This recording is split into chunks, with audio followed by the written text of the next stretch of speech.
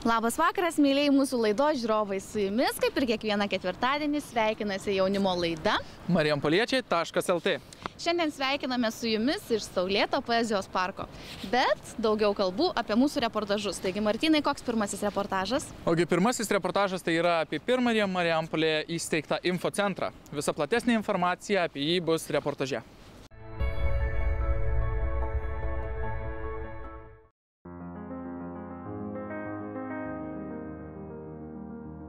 Vasario 20 dieną Petro Kriaučiūno bibliotekoje vyko jaunimo informavimo taško Marijampolėje atidarymas.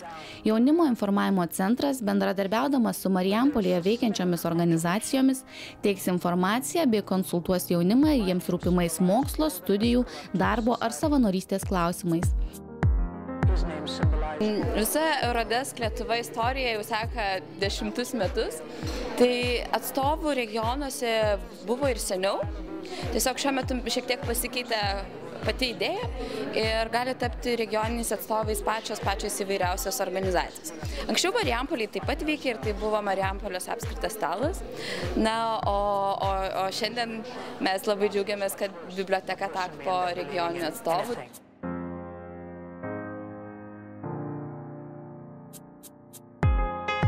Taip pat renginyje buvo pristatytas nestudijuojančiam ir nesimokančiam jaunimui skirtas projektas Pasitikėk savimi, kuris padės jauniems žmonėms įsilieti į darbo rinką ar švietimo įstaigas. Jaunimo savanoriškos veiklos centro Deineta atstovė plačiau supažindino dalyvius su savanoriavimo galimybėmis Marijampolėje.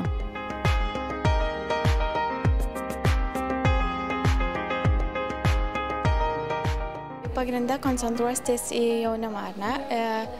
Nedirbantį ir nesimokantį. Nebūtinai. Čia gal tie projektai visi kiti buvo orientuoti. Apskritai jaunimas, tai ką galima, tiek dirbantys, tiek nedirbantis visi. Think of what it is when God himself puts his arms around you and says, "Welcome home."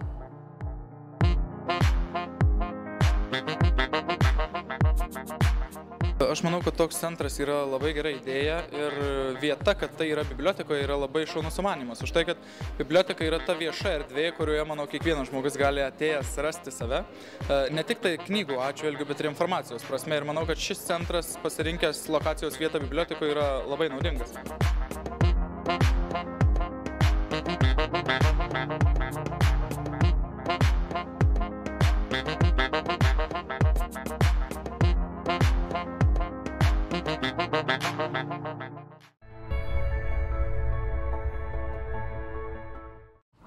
Martynai, gal gali man papasakoti, kokia yra tavo svajonių specialybė? Mano svajonių specialybė tai yra kino režisūra. Vau! O aš visus kviečiu pažiūrėti reportažą apie marijampoliečių studentus ir ką jie studijuoja.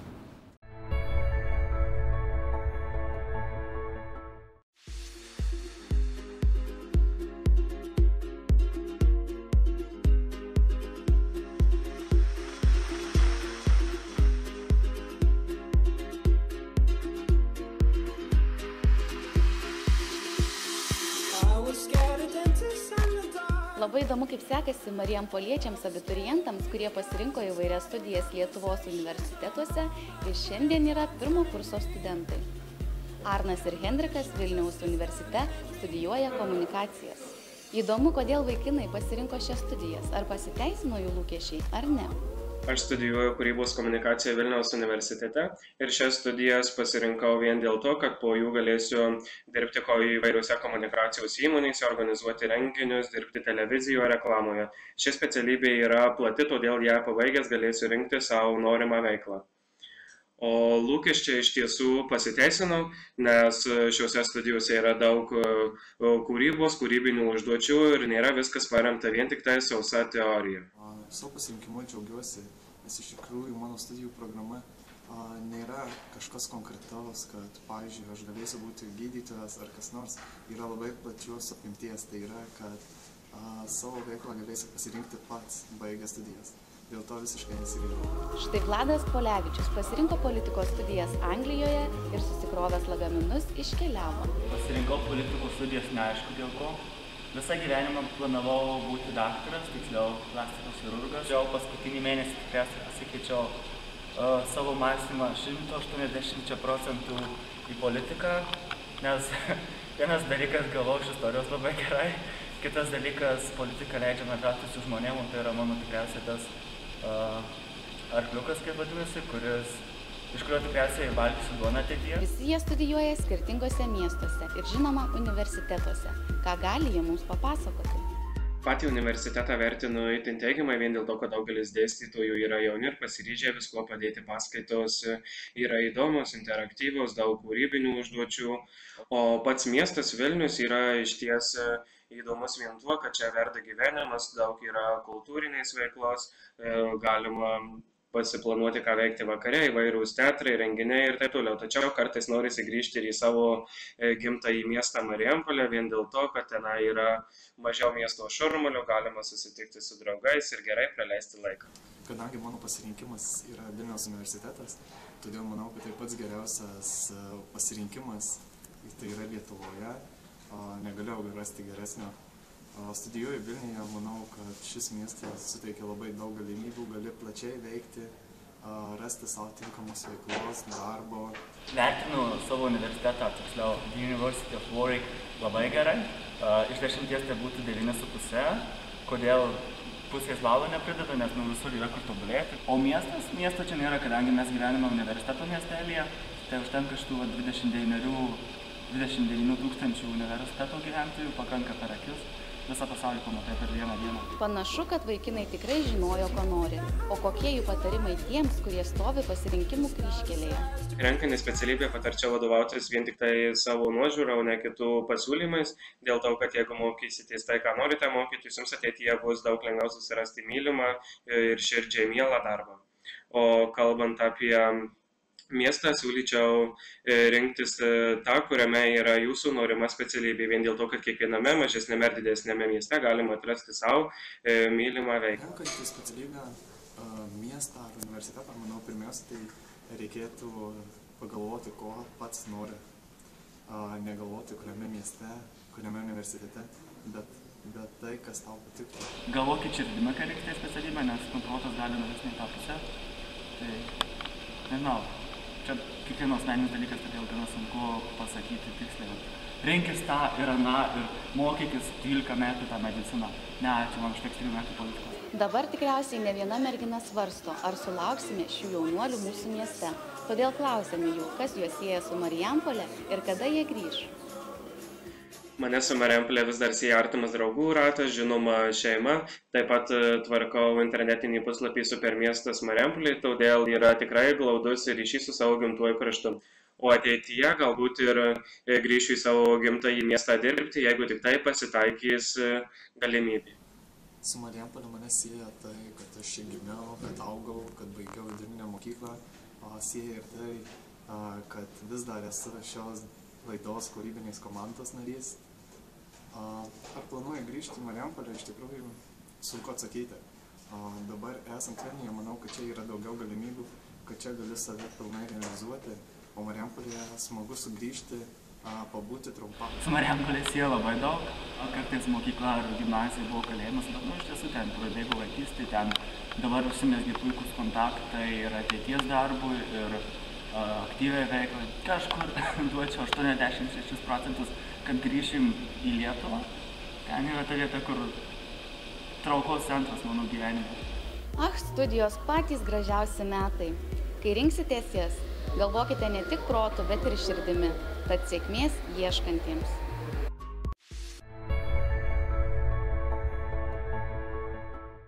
Tikrai nuostabus mūsų marijampoliečių pasiekimai, ar ne, Martynai? Tikrai taip. O dabar atėjo eilė marijampoliečiams Vilniuje. Tai yra naujausia mūsų laidos rubrika. Joje jūs pamatysite visus mūsų marijampoliečius, studentus, kurie jums pristatys naujienas iš mūsų sostinės Vilniaus. Taigi žiūrime, ką jie parašė šiai laidai.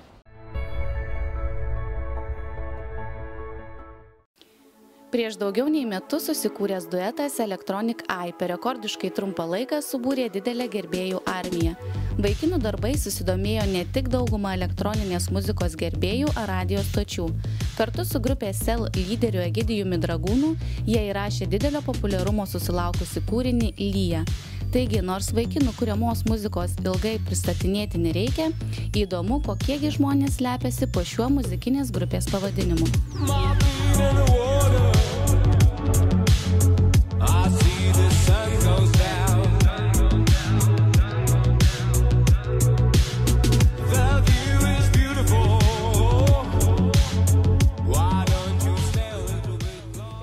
šiuo metu esate geriausiai žinomi kaip grupė Elektronikai, tačiau gal galėtumėte papasakoti apie savo karjeros pradžią, ar jūsų karjera siejasi su Marijampole? Prasidėjo tai ko gero, kad ne Marijampoliai.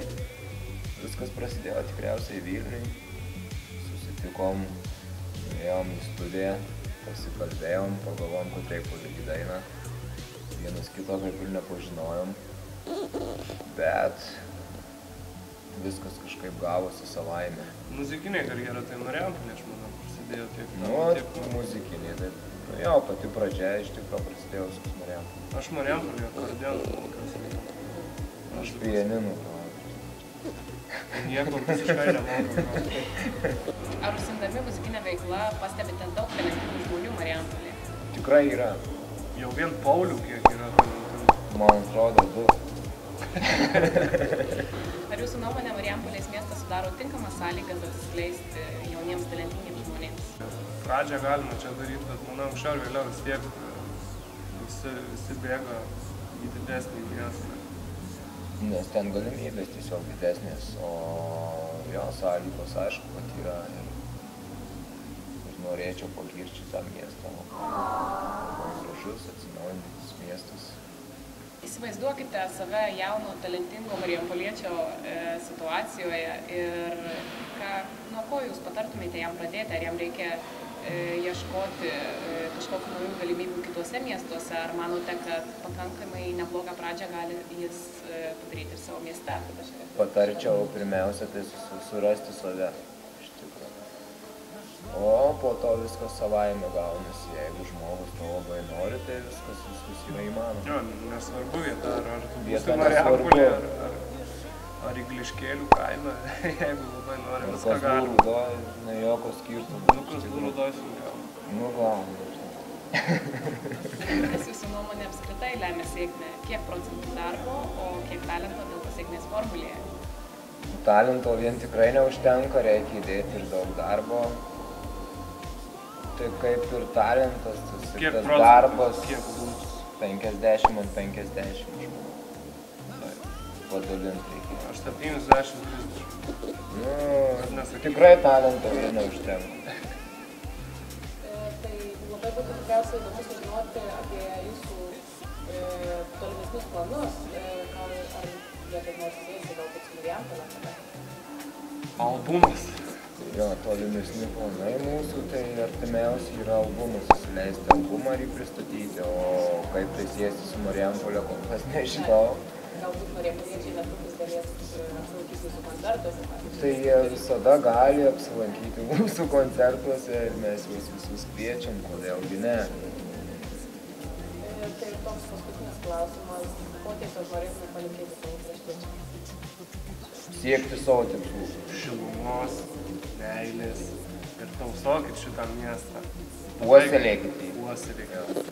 Dar kokį nors klausimą, kaip norisi dar kažką. Gerai. Norisi jam dar. Kadangi jau paminėjote Paulių, tai ar patys neplanuojate dalyvauti kokiuose realybės šou, talentų šou, ar kur nors galėtumėte pasaulį? Tikrai ne, kadangi jau užtenka iš tikrųjų. Tas mūsų koncertinis turas, kaip realybės šou, mes čia važinėjom po visą Lietuvą. Nereikia į tą televiziją net lysti. Bet ar jūs iš tikrųjų tikrai nedomina ta šlovė, garbė, vadinasi? Ne, visiškai ne, manęs asmeniškai nedomina, mane domina tik tai mūsų muzika ir tai, ką mes darom ir tie visi šou, taip, viskas ten tvarkosi, jis tiesiog pradedant žmonėm labai yra puikus šansas pasirodyti ir parodyti save. Man tai to nereikia, tau reikia.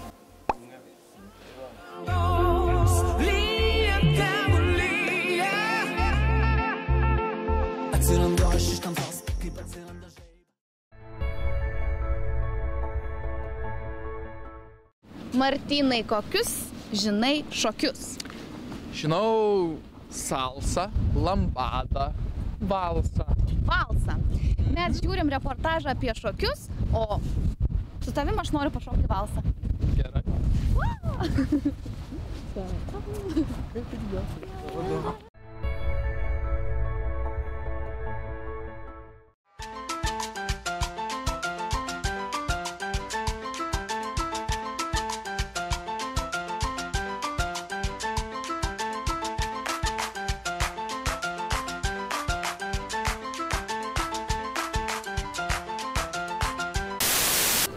Šitą saulėtą pavasarišką dieną išėjome į miestą ir bandysime kalbinti marijampoliečius klausimų apie šokius. Kokius šokius jie žino, ką jie yra šokę, kokius žino Marijampolės šokių kolektyvus. Taip pat bandysime paprašyti jų pašokti vieno kito žingsnelio. Sakyk, ar žinai kokiu nors šokių?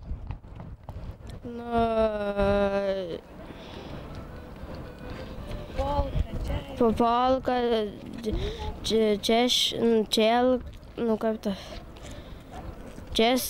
češki. Kokius tu žinai šokius? Hip-hopas, breakdance'as,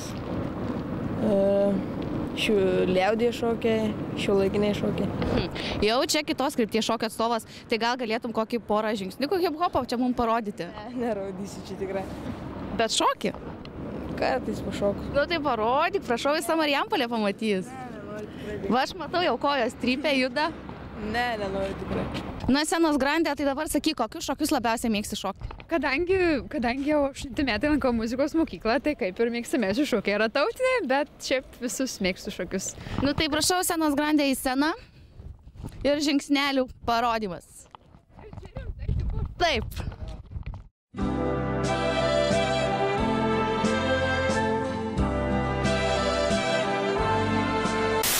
Kokiam šokio kolektyve gal teko šokti, kad šitiek šokių žinai? Teko, gal kokius metus prašokau triptuke, liaudies šokių tenai kolektyvas. O kokie yra liaudies šokiai, pavyzdžiui, populiariausi? Aš žinau paplėštą odegį, jis ten labai man gražus. Gal žinot, polka su ragučiais, o toliau tai nežinau. O gal pašoktum polką su ragučiais? Tai kad labai sunku prisiminti. Tai bent ragučius parodyk. Parodyk.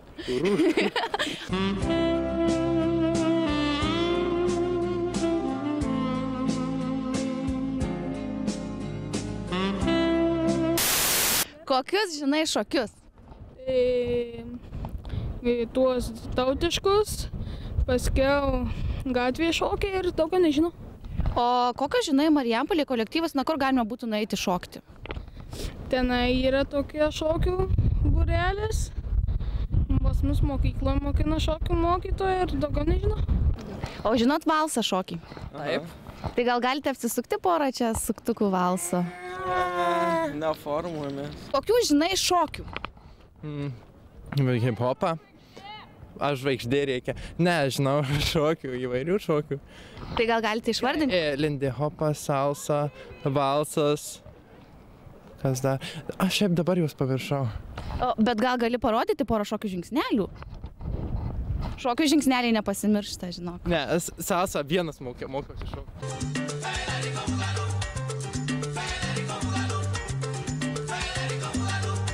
Nežinau, čia mane Dovilė išmokė. Aha, tai padėkok dabar Dovilei. Ačiū tau, Dovilė Pultinevičiūtė. Nes išmokei ką? Nes išmokei mane šokti salsą. Ačiū. Gal gali pasakyti, kokių tik tai žinote šokį? Krakavekas yra geras, klumpakojis. Sirtakis yra. Šokau pats kažkada. Pilvo aš paskui šokiai turbūt, ne? Striptizas yra. Labai fainas šokis. Tada... O viliotinis čia tas pats būtų ar jau kitaip? Gal tas pats, ką žinau. Tada... Koks čia dar yra? Polka, va. Valsas? Tai iš tų tai tokių valsas. Tango, rumba, salsa. Samba, kokia ten dar yra? Čia. Paskui čia ateini čia. Nu, tokių visokių. Tai kadangi tiek daug žinote šokių, tai gal kokius šokių kolektyvus lankėte garsius? Žuvėdra, va gal? Aš vieną dieną lankiau šokius tautinius ir man reikėjo pašokti bitutę pilkoji. Tai pašokau ir daugiau nebėjau. O kodėl, kas nepavyko? Nu, kad nelabai ta pilka bitutė atrodė. O dabar labai populiaru šokiai ant ledo? Nežadat propaguoti šito sporto? Ai, mano pusėserė ten šoks, tai nežinau. Tai pasakykit vardą, pavardę, pabalsuos gal Marijampolė. Živilė Atkočių, su Lapatinsku šoka. 1 ir 2 ir 1 ir 2. Nu, čia toks kažkoks, nežinom. Geras, šitas geras, žinau. Šitas geras. Nu, čia tas iš tų... Gerų paprastų. Iš modernistinių tų. Kur plastikos labai daug reikia. Jo, kur daug. Beveik salto, kur daro. Kur atsipalaidavusiems žmonėm labiau skirti šokį. Kovo 28 dieną visus labai kviečiame. Grupė Dar, Maja ir JJ. Visi laukia Kultūros centre. Kultūros centre. Tai drąsiai užeikit, pamatysit mūsų jau reklamos ir bilietai jau yra. Kaip buvom Kuboj su koncertinė brigada 1986 metais grupė mūsų, tada prie kultūros centro, ten kur Putlios, prie Putliųjų tenai buvo. Tai žinokit, mes šokom, sambo, visus šitos, pasaka, bet tada jauna buvo. Bet ir dabar aš pašokčiau, jeigu reiktų, jeigu po kokių 5 metų išleisiu savo DVD-uką. Parepuosiu, padainuosiu. O šiaip labai džiaugiuosi jūsų trijulę. Ir iš vis Marijampolės jaunimu, kurie gražiai dirbate, kuriate ir jums ko geriausios kloties. O gal dar žiūrėkit, gal jūs prisimenat, kaip esat puoselėtoje tautinių ar ne šokių, gal kokį judesį prisimenat, kokį suktuką? Nu jau būtų jau suktuką judesį, tai kokį su... Tadaram pam pararam pam pam padaram pam pararam pam pam tararararam pam pam. Nu, ačiū. Labą dieną. Gal galite pasakyti, kokius žinote šokius? O jūs, ponas, ką šokate? Klasiškai atrodot. Klasikos atstovas. O šita poniutė ką šoka? O, Lindy Hopas. Ačiū, labai ačiū. Miela kolegė, norėjau paklausti tavęs, ar apgintų mane tamsiu paros metu? Žinoma, kad apginčiau, juk aš lankau aikido.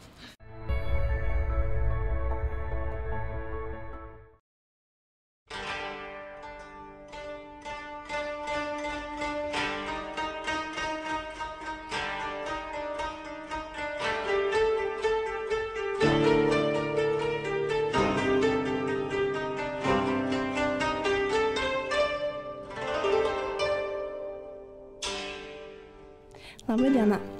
Ar galite trumpai papasakoti apie aikido kilmę, kaip kilo noras įkurti štai tokį būrelį ir ar jis yra pirmas Marijampolėje? Aikido yra kilęs iš Japonijos. Tai jį sukūrė Morihei Ueshiba praeitam amžiuje. Jis sudėtas iš daugelio vadinamų kovų menų ir padarytas vienas pavadinimu aikido. Kovos menas jis yra tik tai tuo, kad tai yra išimtinai gynybinis kovos menas. Jame nėra atakų, jame nemokama atakuoti, nemokama smūgiuoti, išimtinai tik tai gintis. Tačiau tame yra daug gimnastikos, bendro fizinio parengimo, yra filosofija, yra psichologija, yra žmogaus savo vidaus galių atskleidimo, reiškia, situacijų ir pratimų. Žmogus patiria tai, ko niekada nepatyręs, niekada negalvoja, kad jis tai gali daryti. Čia išvaroma daug baimių ir akcentuojamas yra centras. Tai yra žmogaus centras, kaip svorio centras vadinamas, kūno centras, nesvarbu kaip. Pagal principą ir taisyklę, jeigu stabilus centras, tai žmogaus vidus ir kūnas yra sveikas ir stabilus. Aš susidomėjau aikido 1993 metais. Tai buvo Marijampolėje. Marijampolė į Lietuvą iš viso aikido buvo atneštas 1990 metais. Du žmonės, Raimondas Šepetys iš Kauno ir Ilja dabar Vilniuje yra. Aš esu Raimondo Šepečio mokinys. Į Marijampolę pirmas jį atnešė Antanas Jurkonis, savanoriškų krašto apsaugos pajėgų karininkas ir kareivinėse vykdo užsiėmimai. Pasitreniravo pas jį, jisai po to šiek tiek pasitraukė, ir likau aš. Marijampolėje tuo metu egzistavo ir dabar jisai yra Marijampolės aikido klubas, mokytojas yra Romas Šimanauskas, keletas žmonių treniruojasi su juo, tai mes pradėjom kartu treniruotis ir po to gimė idėja man įkurti visiškai atskirą klubą, būtent eiti tą kryptimį, tą liniją, kurią aš pradėjau ir kurią išmanau gerai.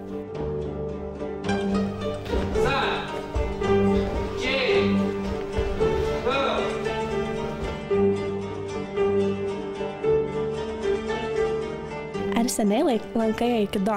Nu, aš pradėjęs neseniai lankyti gal prieš kelias mėnesius. Ar patinka? Visai nieko, nu, patinka. Esi čia vyriausias, ar jauti kažkokį pranašumą, ar jautiesi didesnis už kitus? Nemanyčiau. Ar sunku išmokti visus šiuos judesius, pasisveikinimus? Nu, ganėtinai sunku. Labas, Žygimantai. Esi čia jauniausias, ar tau patinka? Taip. Ar seniai pradėjai lankyti? Jau senokai. Ar manai, kad ir ateityje toliau treniruosiesi, sportuosi, sieksi aukštumų? Taip. Ar tave čia mama atvedė, ar tėtis paskatino tėvai? Tėtis paprašė, kad aš eičiau į aikido, tai aš norėjau labai.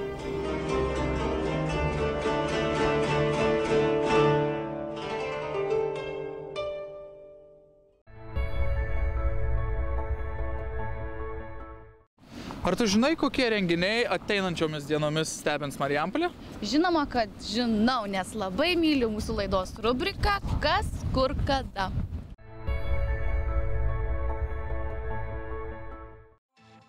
Kovo 2 dieną 13 val. Užgavėnių šventė Basanavičiaus aikštėje. Kovo 5 dieną 19 val. Marijampolės kultūros centre Mariaus Jampolskio monospektaklis Žuvis, alus ir ji.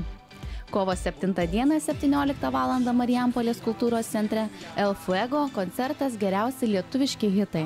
Kovo 8 dieną 18 val. Papildomas pasirodymas Domino teatro sceninis koncertinis pastatymas Paryžiaus katedra.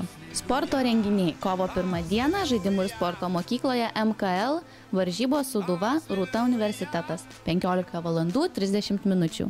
18 val. 30 minučių NKL varžybos Sūduva Mantinga Zanavykas.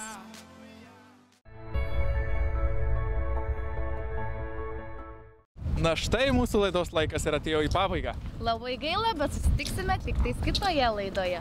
O iki tol sekite visas mūsų naujienas socialinėme tinkle Facebook. Ir dabar mes jums sakome ate, iki. Iki. You could put some joy upon my face. Oh, sunshine in an empty place. Take me to time 2, and babe, I'll make you stay. Oh, I can ease you of your pain.